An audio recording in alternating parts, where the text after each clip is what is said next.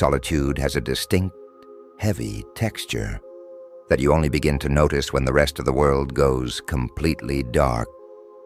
It is not just the simple absence of noise, but a thick, pressing presence that fills every single corner of a house when you are completely alone.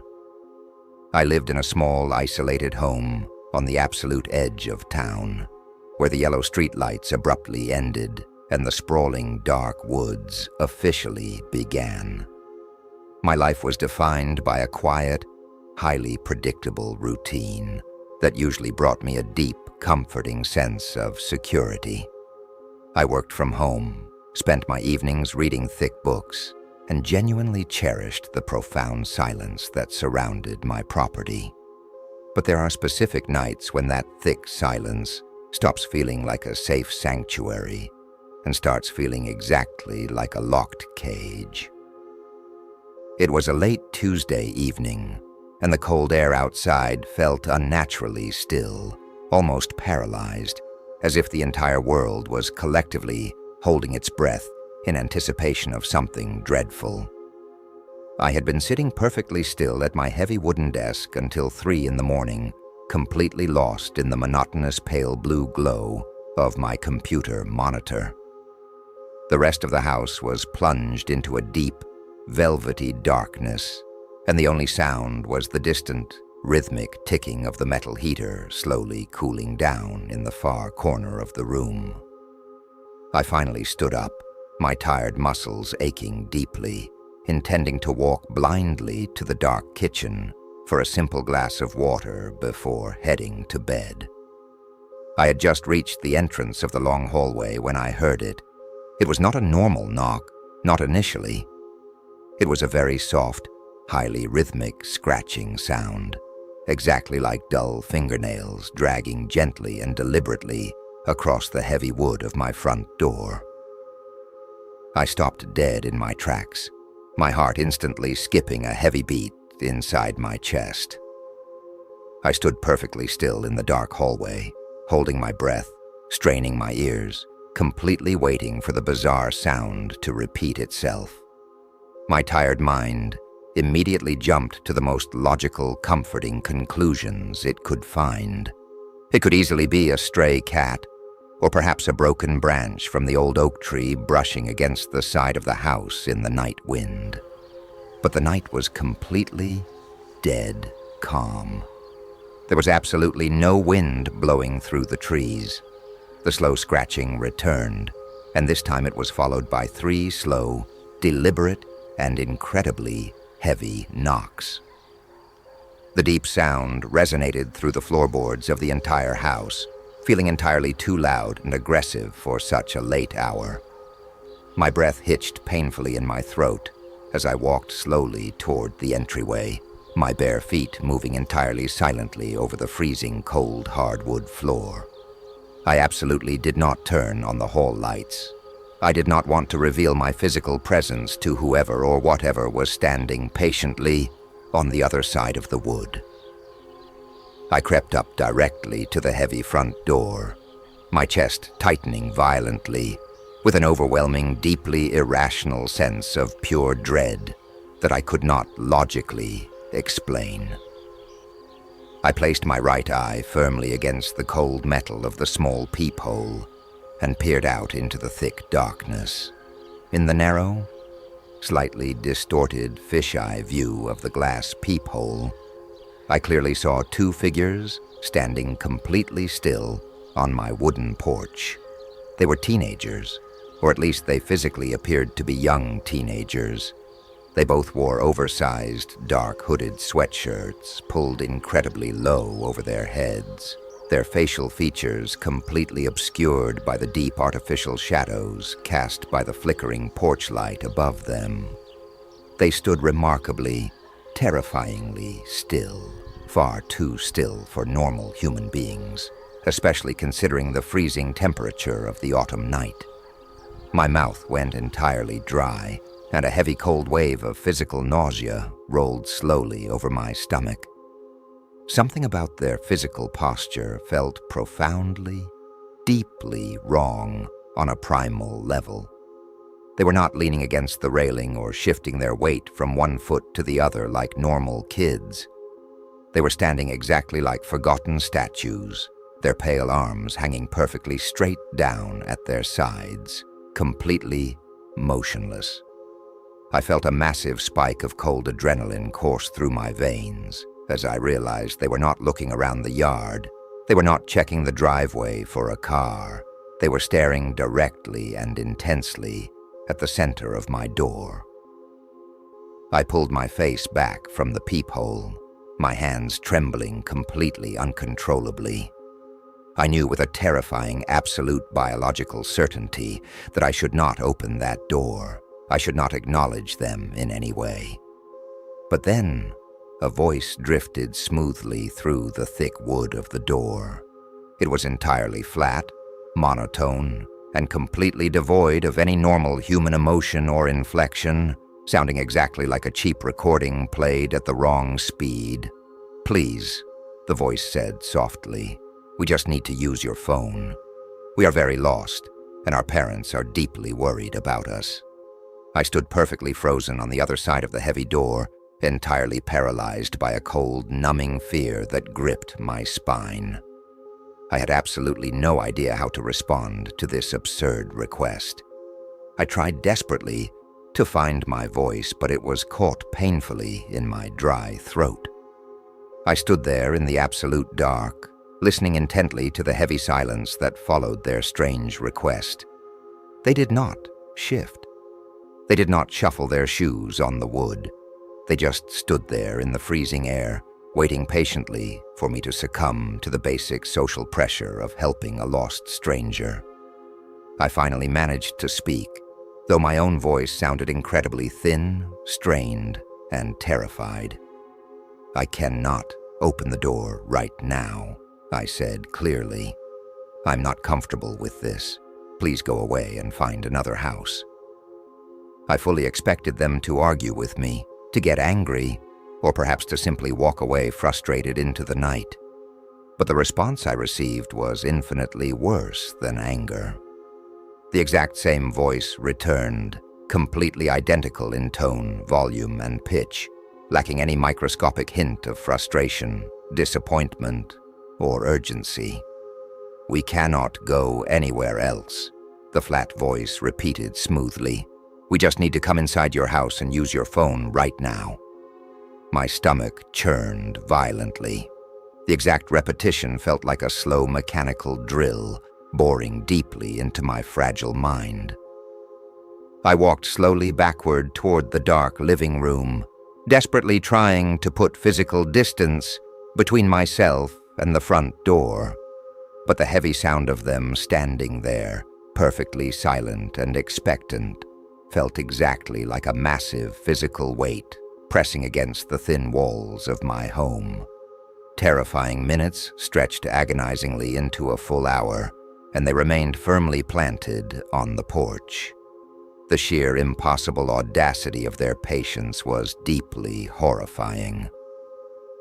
I sat completely alone in the pitch-black darkness of my living room, my knuckles entirely white as I clenched a heavy metal flashlight in my right hand, listening endlessly to the total silence outside. I seriously began to doubt my own grip on reality. Was I simply overreacting to a couple of weird lost kids pulling a late-night prank? Was I becoming deeply paranoid from living entirely alone and working too many late shifts? But every single time I looked back toward the dark entryway, that incredibly deep, primal sense of biological warning surged violently in my chest, screaming at my brain to keep the deadbolt locked.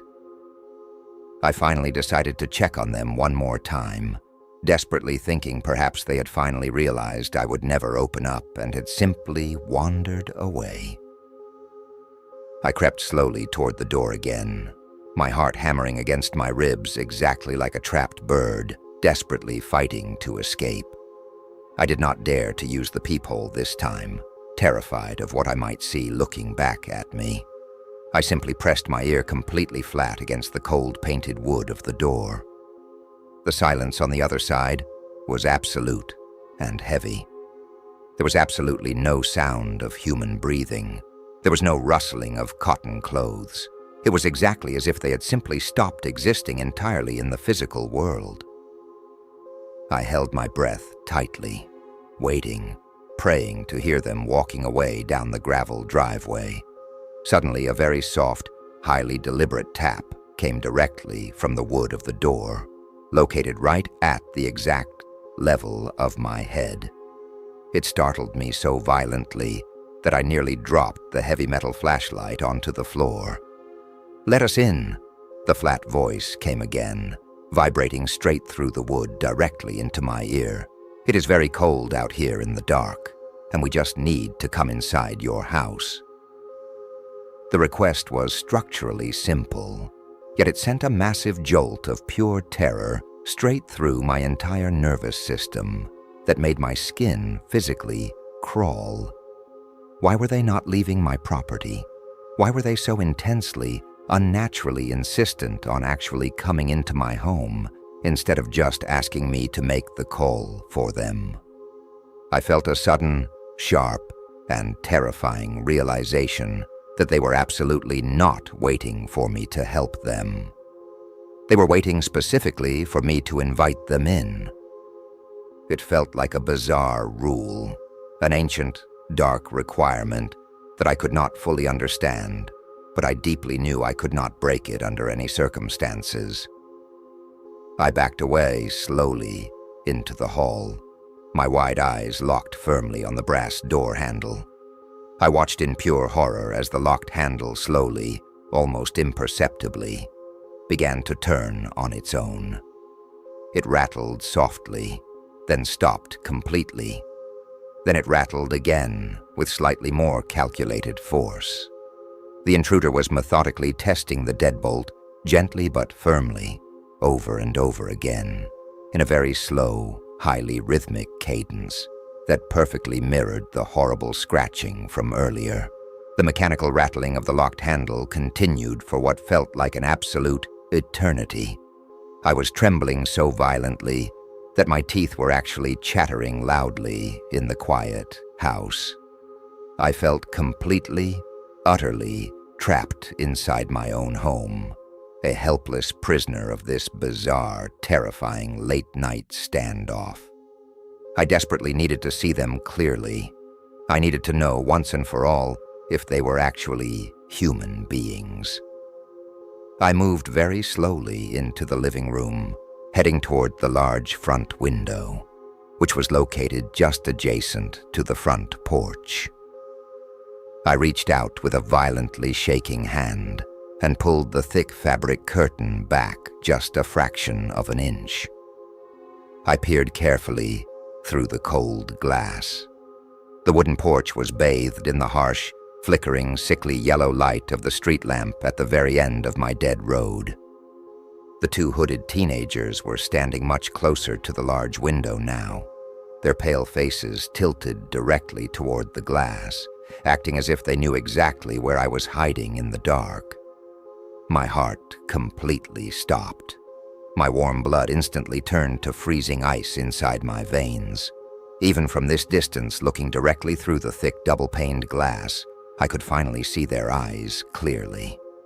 They were absolutely not human eyes. They were smooth, completely pitch-black voids. There were absolutely no whites, no colored irises, no pupils whatsoever. They were just two bottomless, pure obsidian pits that reflected absolutely no light from the street lamp above them. The sheer, undeniable shock of what I was looking at completely shattered my ability to think rationally. I dropped the heavy curtain instantly and stumbled backward, hitting the living room wall hard and sliding slowly down to the floor. They were not human. The terrifying realization hit me with the immense force of a physical blow to the head. Whatever these things outside were, they were just wearing human shapes, exactly like ill-fitting clothes, but their terrible eyes had finally betrayed their true nature. I sat there in the complete dark, my breathing coming in very short, ragged, panicky gasps, desperately trying to process the impossible nightmare that was actively unfolding on my front porch. Suddenly, outside in the dark, the quiet house erupted into terrifying activity. It was not just the front door anymore. They began to tap on the exterior walls, on the window panes, on the vinyl siding. It was a massive symphony of rhythmic, highly hollow tapping, quickly circling my entire house with inhuman, terrifying speed. They were methodically checking every single entry point, physically testing every locked window, their rapid movements perfectly synchronized and entirely efficient. I realized with absolute horror that they were no longer just patiently standing there. They were aggressively trying to find a broken lock or an open window to completely circumvent the ancient invitation requirement. I scrambled frantically to my feet and ran blindly into the dark kitchen, grabbing the absolute heaviest, sharpest chef knife I could find from the wooden block on the counter. My cold hands were shaking so violently that the heavy metal blade rattled loudly and constantly against the wooden handle. I backed myself deeply into the darkest, tightest corner of the kitchen, sliding down the cold wooden cabinets until I was sitting completely flat on the hard linoleum floor, pulling my knees very tightly to my chest. The aggressive tapping sound continued without any pause, echoing loudly from the front porch, then moving smoothly and quickly to the living room window, then to the small bathroom window on the side of the house. It was a highly methodical, terrifying search for a single weak point in my home security. They were slowly circling my house over and over, their footsteps completely silent on the dry grass outside, the only sound being the aggressive, rhythmic tapping of their hard knuckles against the glass and wood. The voice suddenly returned, this time coming directly from the kitchen window right above my head. It was the exact same flat, entirely emotionless tone as before, but now it carried a deeply chilling layer of absolute, terrifying certainty. "We know you are in there," the dead voice said softly through the glass. "It is only a matter of time before you have to open the door. It is so freezing cold out here, and we just need to come inside." I squeezed my eyes shut as tight as I physically could, pressing both of my hands incredibly hard against my ears to completely block out the monotonous, hypnotic sound, praying desperately for the sun to rise and banish whatever these entities were back into the deep woods forever.